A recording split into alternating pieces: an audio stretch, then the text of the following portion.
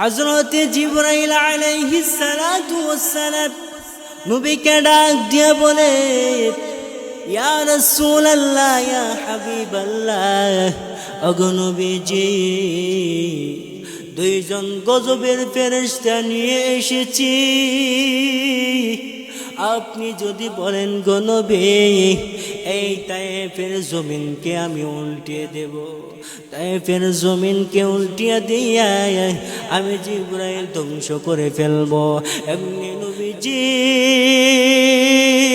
দুইটা চোখের পানি ছেড়ে দিয়া জিবরাইলকে ডেকে ডেকে বলে, আরে জিবরাইল, না না, আমি নবী গজব হইয়া দুনিয়াতে আসি নাই, আমি নবী হলাম রহমাতুল লিল আলামিন। মহান আল্লাহ আমাকে উভয় জাহানের রহমত হিসাবে পাঠাইছে। আরে জিবরাইল, তায়েফবাসীরা বুঝতে পারে না, তায়েফবাসীরা যদি বুঝতো রে, তাহলে কোনোদিন আমাকে আঘাত করতো না, কোনোদিন আমাকে রক্তাক্ত করতো না, আমার প্রতি ধারালো পাথর দিয়ে আঘাত করতো না। আরে জিবরাইল, আমি তাদের জন্য দোয়া করি, মহান আল্লাহ তায়েফবাসীদেরকে যেন হেদায়েত নামক নিয়ামত দান করে। মুরব্বি বাবারা, যুবক ভাইয়েরা, আল্লাহর নবী তায়েফের ময়দানে এত পরিমাণে মার খাইছে, তারপরেও কোনোদিন কাউকে বদদোয়া দেয় না। এর চাইতে আরো বেশি রক্তাক্ত হয়েছিল, এর চাইতে আরো বেশি মায়ের খাইছিল উহুদের ময়দানে। উহুদের ময়দানের কাহিনী আপনারা জানেন। উহুদের ময়দানে একজন দুইজন সাহাবীকে নিয়ে নয়, 60 জন সাহাবীকে নিয়ে আল্লাহর নবী, বিশ্ব নবী রহমাতুল লিল আলামিন যুদ্ধ করেছে। নবীজির সামনে একজন দুইজন সাহাবী নয়, 10 জন সাহাবী বেঈমানদের সামনে ডান শরম দাঁড়ায় গেছে। বেঈমানেরা চতুর্দিক দিয়ে নবীজিকে পাথর দিয়া ঢিল মারে, চতুর্দিক দিয়ে তীর নিক্ষেপ করে এক একজন সাহাবী রক্তাক্ত হয়ে গেছে। কিতাবের বর্ণনা এসেছে এক একজন সাহাবী 30 থেকে 40টা তীরের আঘাত নিয়ে দাঁড়াইয়া আছে। এক একজন সাহাবী জমিনে পড়ে গেছে, আবার এক একজন সাহাবী দাঁড়াইয়া গেছে। এক একজন সাহাবী এক একজন সাহাবীকে টান দিয়া বলে, আরে ভাই, আমাকে একটু সুযোগ দাও, আমি রক্তাক্ত হতে চাই, আমি শহীদের কাতারে নাম লেখাইতে চাই। আমি যখন মৃত্যুবরণ করব, মহান আল্লাহর দরবারে আমি সাক্ষী দেব, মহান আল্লাহর কাঠ গড়াই দাঁড়াইয়া আমি সাহাবী বলবো, ওগো মাওলা, আমি আশিক রাসূল ছিলাম, আমি যুদ্ধ করে আমি আপনার দরবারে আমি উপস্থিত হয়েছি। ওগো আমার মাওলা, আপনি আমাকে মাফ করে দেন। মুরব্বি বাবারা, যুবক ভাইরা, এইভাবে সাহাবীরা তীরের আঘাত নিয়া, পাথরের আঘাত নিয়া নবীজির সামনে দাঁড়াইয়া আছে। আর নবীকে ডাক দিয়া বলে, ইয়া রাসূলুল্লাহ, ইয়া হাবিবাল্লাহ, ওগো নবীজি, আমরা সাহাবীরা থাকতে আপনি কোনো চিন্তা করবেন না, আপনি কোনো পেরেশানি করবেন না।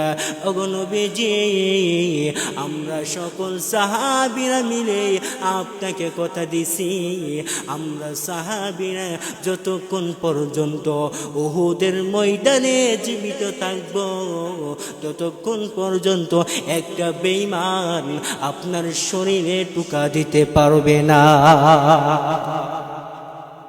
হঠাৎ করে একটা বেঈমান অনেক বড় পাথর নিয়ে, ওজনদার পাথর নিয়ে উপর থেকে নবীজির কল্লাকে টার্গেট করে ঢিল মেরে দিয়েছে। পাথরের এত ওজনদার পাথরটা পড়ার সঙ্গে সঙ্গে নবীজির লোহার হেলমেটটা ভেঙে গিয়া মাথার মধ্যে আঘাত পড়েছে। শুধু মাথার মধ্যে আঘাত পড়ে নাই, চেহারার মধ্যে আঘাত পড়ার কারণে নবীজি একটা দান মুবারক শহীদ হয়ে গেছে।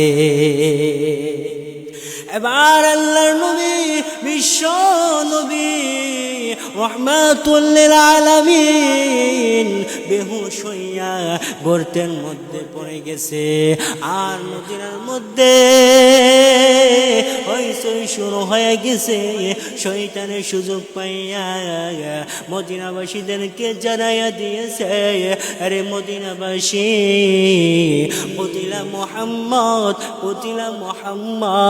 মোহাম্মদ আর দুনিয়াতে নাই, মোহাম্মদ আর দুনিয়াতে নাই। মোহাম্মদকে হত্যা করা হয়েছে, মোহাম্মদকে হত্যা করা হয়েছে। এই আওয়াজ যখন মদিনার উলেতে পৌঁছে গেছে, যখন চতুর্দিকে পৌঁছে গেছে, এমনি মদিনার মহিলারা পাগলের মতো দৌড়ায়, পাগলের মতো দৌড়ায়। বাচ্চারা পর্যন্ত কান্না করে, মহিলারা পর্যন্ত কান্না করে। এবার মানুষগুলি কান্না আরম্ভ করে দিয়েছে। আর একে অপরকে ডেকে ডেকে বলে, আমার দিনের নবী নাই, আমার দিনের নবী দুনিয়া থেকে বিদায় হয়ে গেছে। মানুষেরা ডেকে ডেকে বলে, তোমরা উহুদের ময়দানের দিকে যেও না, তোমাদের স্বামীদেরকে দেখে আসছি, তাদের খুব করুণ অবস্থা। তোমাদের সন্তানদেরকে দেখে আসছি, তোমাদের সন্তানদের খুব করুণ অবস্থা। এবার মহিলারা ওই পুরুষদেরকে ডাক দিয়া বলে, একটা বারও আমরা আমাদের স্বামীর ব্যাপারে জানতে চাই নাই, একটা বারও আমরা আমাদের সন্তানদের ব্যাপারে জানতে চাই নাই। আগে জানতে চাই রে আমাদের দিনের নবী, বিশ্ব নবী রাহমাতুল লিল আলামিন এখনো পর্যন্ত দুনিয়াতে বেঁচে আছে। হযরত আবু বকর রাদিয়াল্লাহু তাআলা আনহু নবীজির মৃত্যুর খবর শুনে হাত থেকে তরবারি ফেলে দিয়েছে, আর যুদ্ধ করবে না। হযরতে উমরের মতো সাহাবী হাত থেকে তরবারি ফেলে দিয়েছে, আরে নবী দুনিয়াতে নাই, কার জন্য আমি যুদ্ধ করব? আলীর মতো সাহাবী হাত থেকে তরবারি ফেলে দিয়েছে, কার জন্য আমি যুদ্ধ করব? নবী নাই, নবী দুনিয়া থেকে বিদায় হয়ে গেছে। এইভাবে সাহাবায়ে কেরাম আর যুদ্ধ করতে চায় না, আমাদের নবী দুনিয়া থেকে বিদায় হয়ে গেছে, নবী নাই। এইভাবে যখন সাহাবীদের কানে নবীজির মৃত্যুর সংবাদ পৌঁছে গেছে, এবার সাহাবীরা আর যুদ্ধ করতে চায় না। মদিনার মানুষগুলি হইচই করতে আরম্ভ করেছে। এমনি জিবরাইল নবীজির দরবারে আইসা নবীকে ডাক দিয়া বলে, ইয়া রাসূলুল্লাহ, ইয়া হাবিবাল্লাহ, ওগো নবীজি, আপনি আপনার মাথা মুবারক উঠান, আপনি মাথা মুবারক উঠান। এই পুরা মদিনার মধ্যে হইচই শুরু হয়ে গেছে, আপনি নাকি দুনিয়া থেকে বিদায় হয়ে গেছেন, আপনি নাকি দুনিয়াতে নাই। পুরা মদিনাতে হইচই শুরু হয়ে গেছে। আপনার সাহাবী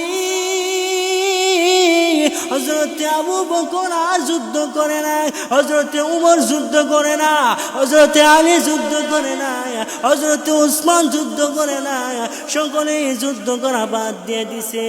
আপনি নাকি দুনিয়া থেকে বিদায় হয়ে গেছেন। ওগো নবীজি, আপনি মাথা মুবারক উঠান, আর আপনি বেহুশ হয়ে পইরা থাকেন না, আপনি এই মুহূর্তে মাথা মুবারক উঠান। এমনি নবীজির যখন হুঁশ ফিরল, এবার হযরতে জিবরাইল নবীকে ডাক দিয়া বলে, ইয়া রাসূলুল্লাহ, ইয়া হাবিবাল্লাহ, ওগো নবীজি, আমি আপনার সামনে দুইজন গজবের ফেরেশতা নিয়ে উপস্থিত হয়েছি। ওগো নবীজি, আপনি যদি অর্ডার করেন উহুদ পাহাড় একসাথে করে, দুইটা পাহাড়কে একসাথে করে সমস্ত বেঈমানগুলিকে ফিনিশ করে দেব। এবার নবী ডাক দিয়ে বলে, আরে জিবরাইল, না না,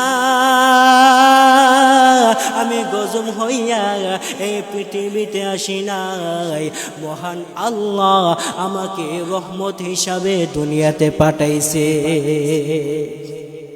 হযরতে জিবরাইলকে ডাক দিয়ে বলে, আরে জিবরাইল, তারা বুঝতে পারে নাই, এই জন্য আমি নবীর উপর আক্রমণ করেছে। যদি বুঝতে পারতো কোনোদিন তারা আমি নবীর উপর আঘাত করতে চাইতো না। এত পরিমাণে রক্তাক্ত হয়েছে, এত পরিমাণে আঘাত খেয়েছে, এরপরেও একটা মুহূর্তের জন্য নবীজি ওই বেঈমানগুলিকে বদদুয়া করে নাই, বদদুয়া দেয়। কেমন নবী ছিলেন!